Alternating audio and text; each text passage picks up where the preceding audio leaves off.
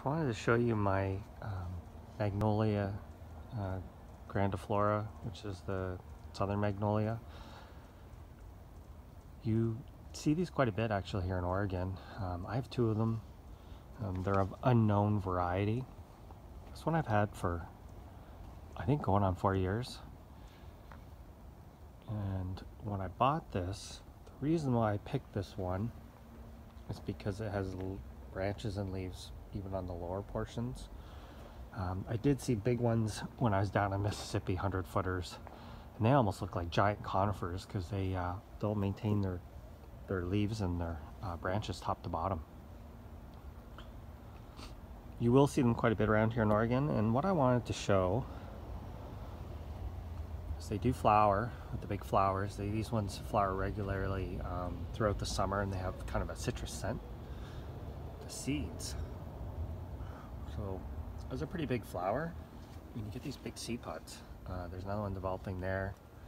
Got more here. Another one here, but you can see this one is primed and ready to go.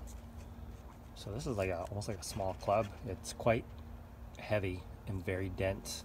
So you will get these seeds. I'm not sure if they require cold stratification or not. But it's a really easy, carefree broadleaf evergreen. I have seen them growing bigger than this in Niagara Falls, Ontario, Canada, and that's a zone 7. So they will go down to 7 for sure, maybe a little bit colder, and they have they're fuzzy on the other underside of the leaves. Some are more coppery. There's quite a few different varieties you can get. I think Edith Bogue is one of the smaller ones, or Little Gem, sorry, Little Gem. And the named varieties tend to have a lot more copper on the underside, whereas this is just kind of an unnamed one, slightly copper. The other one I have is quite green, and I've read they call that one a greenback. It's kind of tough to see, but up above the bananas there in my neighbor's yard, they have quite a big one. It was not supposed to be that big, they told me, so they got kind of duped on the name, but really nice big leaves. These things look great year round, and this one's really starting to put on some size. So if you have room, the standard varieties eventually will grow, I think, upwards of 100 feet. I have seen ones here maybe in the 50 to 60 foot range.